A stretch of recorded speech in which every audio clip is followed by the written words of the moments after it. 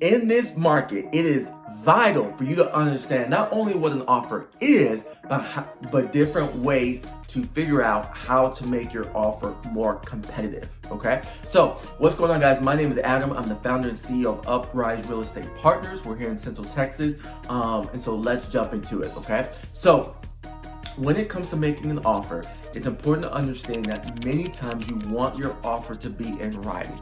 I know a lot of you may have had experience, or you know someone that made like a verbal offer. And what you have to understand is that anything that's verbal is never as strong as something that's in writing. I need you to understand that. Anything that's verbal is not as strong as something in writing. It's almost like telling your girlfriend or your boyfriend, hey, I want to marry you. That's nice, but until you put that ring on, until you sign that marriage certificate, it ain't official, right? And so when you're looking at it from the other side of a seller, it's nice to hear a verbal offer, but you have so much more assurance, and you have a greater feeling that this person is serious if it's in writing. So typically, at least in the state of Texas, you always want to check your location because real estate does vary by location. But typically in Texas, you want to give it to a realtor and submit an offer in writing. And there's a whole bunch of terms with the offer, and your realtor should break that down with you, okay? But when you submit an offer, typically in an average market, it takes the seller about 24 to 48 hours to reply and get back to your offer. Now, when do things like that change? When we're dealing with like a bank, right? If it's a short sale, if it's a foreclosure, and sometimes because it's an institution and there's more people involved, that can take a little bit longer. Other times is when you have a multiple offer situation and the seller has been getting so many offers, right? So if you submit an offer and it's been past 2 days and your realtor's been following up and you're getting a slow response to your offer, then you can pretty much kind of assume that they got a bunch of offers that they're trying to sort through, or they're already negotiating with an offer and it ain't yours, right? So think about it. So 1 to 3 days, just depending on the market, to hear back to the seller. And then during that time, you may be starting negotiating and going back and forth. Now, once you start negotiating and going back and forth, some realtors will continue the process of doing everything in writing. Some will transfer everything from the contracts to just having it in writing via email, and then some will do things verbally. We always typically love to keep things in like written form, so you always have proof that, hold up, I didn't say that, I said this. Go back to your email, go back to that document and check it out, right?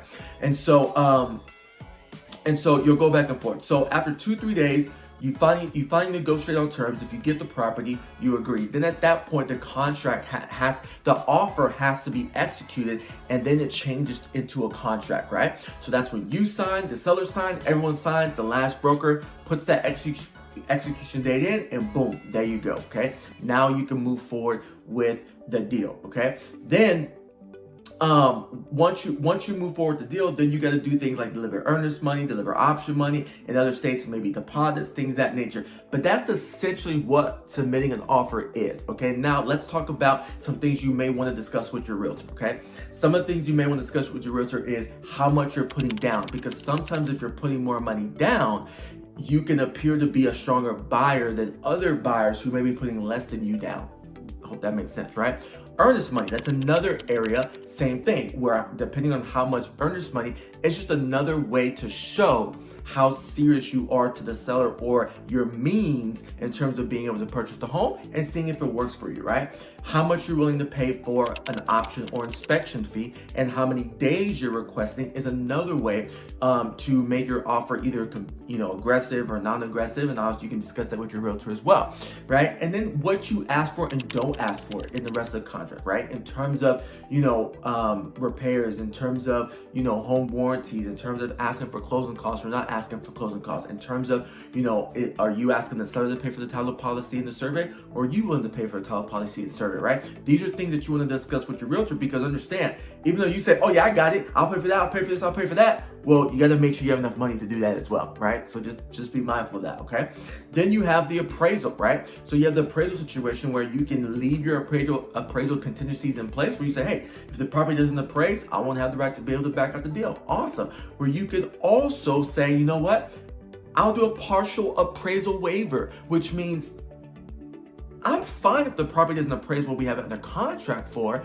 If the property doesn't appraise for a price, let's say 5,000, 10,000, 15, 20, or whatever that number is, as long as the property appraises for this amount, let's say I have it under contract for this amount, as long as it appraises for this amount or higher, I'll still buy the deal, and whatever it's short, whatever the bank says it's short, I'll make up the difference. But if it appraises below this number I'm stating, then I want to be able to back out the deal and move forward if I want to, right? So that's a partial appraisal waiver, okay? And then a full appraisal waiver is saying, hey, no matter what, if the property doesn't appraise, you ain't got to worry about it. I'm still going to purchase the property.